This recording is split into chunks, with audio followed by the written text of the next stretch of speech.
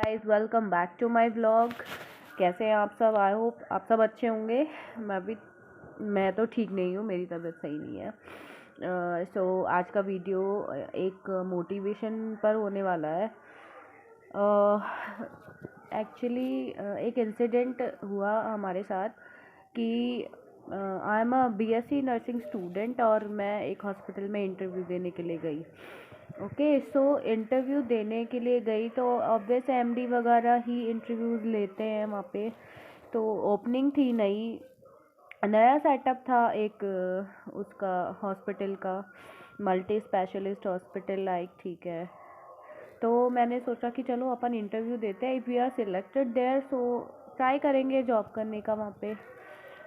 सो मैं वहाँ पे गई थी।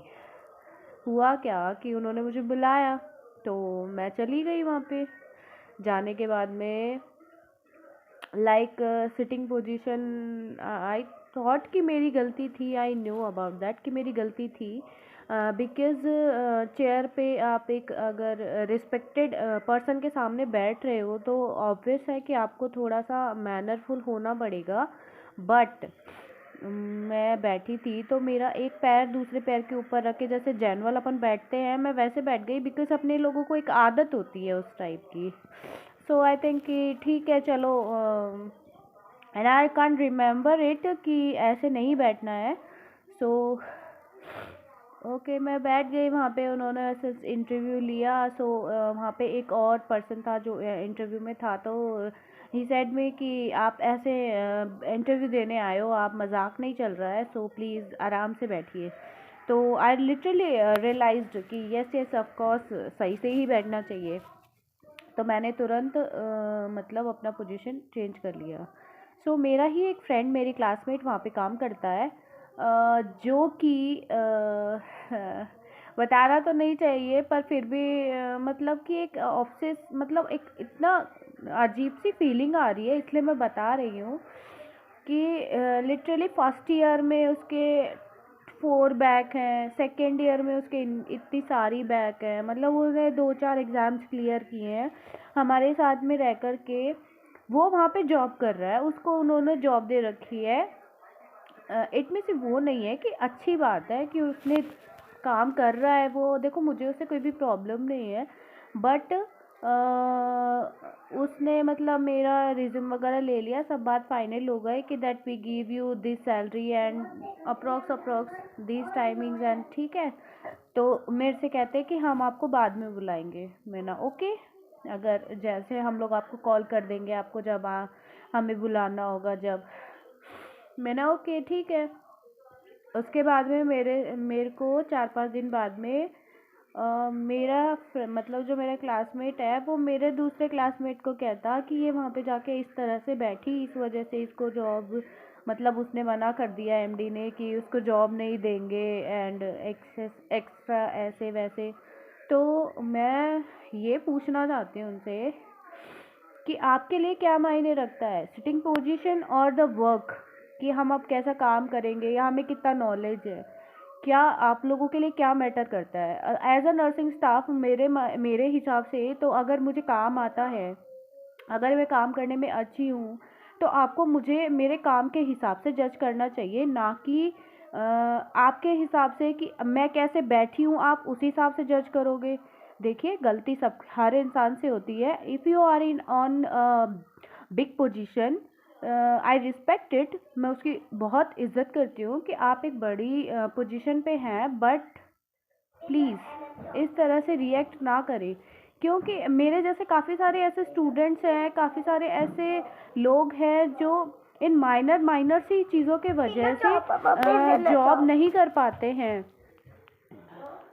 सो मतलब मैं इतनी ज़्यादा हैरान हूँ इस चीज़ को लेकर के कि दैट मंथ की हमारी पढ़ाई लिखाई बर्बाद ही है।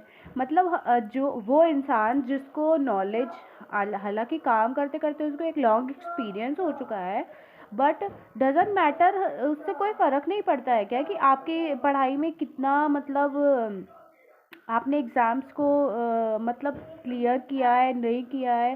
फिर आप लोग डिग्रीज क्यों देखते हो? ओनली बेसिस पे ही ले लिया करो ना। कोई भी काम सीख के कोई भी आ जाएगा तो आप तो उसको तो ले ही लोगे। कोई प्रॉब्लम ही नहीं होनी चाहिए आपको। एंड इसके अलावा आप मतलब इस तरह से रिएक्ट कर रहे हो कि हाँ, उसकी सिटिंग पोजीशन में उसने एक पैर के ऊपर पैर रख के रखा था तो एमडी के सामने, तो हम उसको जॉब ऑफ मतलब उसको रिजेक्ट करेंगे, उसको जॉब नहीं देंगे, ये वो। दैट्स नॉट अ मतलब काइंड ऑफ थिंग कि आप सिर्फ इस चीज़ को लेकर के किसी को रिजेक्ट करो। सो मुझे मतलब बहुत बुरा लग रहा था इन सब चीज़ों के लिए। I am feeling like what is happening there. So मैं आप सब लोगों से रिक्वेस्ट करना चाहूँगी, आप सब लोगों से मैं ये पूछना चाहती हूँ कि क्या ये जो हुआ ये सही था या गलत था। मतलब ये काफ़ी टाइम तो नहीं, अप्रॉक्स 2-3 मंथ्स हो गए हैं इस बात को। जब भी ये इंसिडेंट मेरे साथ हुआ, मैं काफ़ी टाइम से सोच रही थी कि मैं आप लोगों के साथ शेयर करूँ, आप लोगों के साथ शेयर करूँ, बट मैं शेयर कर नहीं पा रही थी because I have a lots of hesitation to share this problem.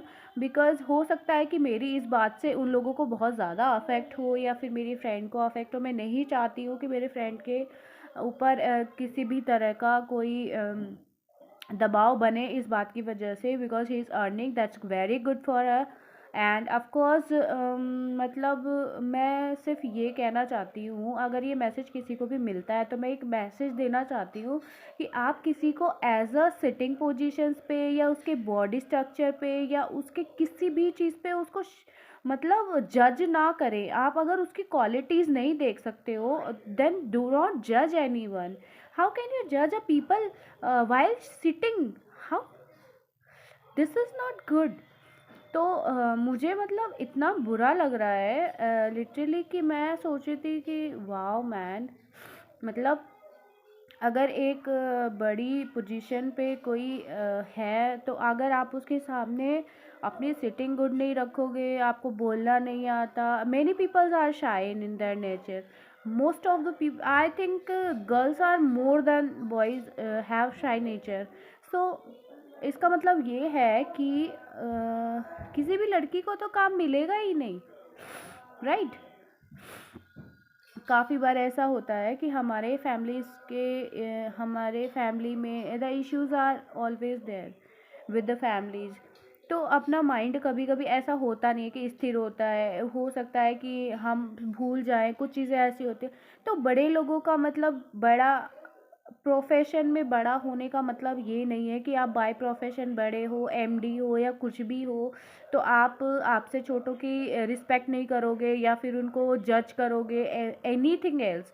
मेरे हिसाब से मेरा मानना ये है कि अगर आप किसी को जज करते हो तो उसको उसके प्रोफेशन से जज करोगे, उसको उसके नेचर से जज करोगे, उसको उसके तरीके से जज करोगे, ना कि इस तरह से जज करोगे कि हाँ वो ऐसे नहीं बैठी थी, वो ऐसे बैठी थी तो इसलिए मैं उसको जॉब नहीं दूंगा, उसको रिस्पेक्ट करना नहीं आता। इसका मतलब ये नहीं होता है सर कि हमें आपकी रिस्पेक्ट करना नहीं आती। हम भी एक अच्छी फैमिली से बिलोंग करते हैं। हमारे फादर, मेरे खुद के फादर एक डॉक्टर है।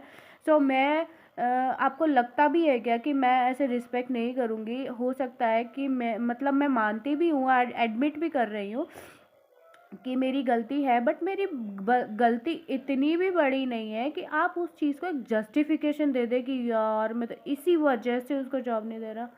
My foot, this kind of job, my foot, मुझे बहुत सारी जॉब मिल जाएंगी।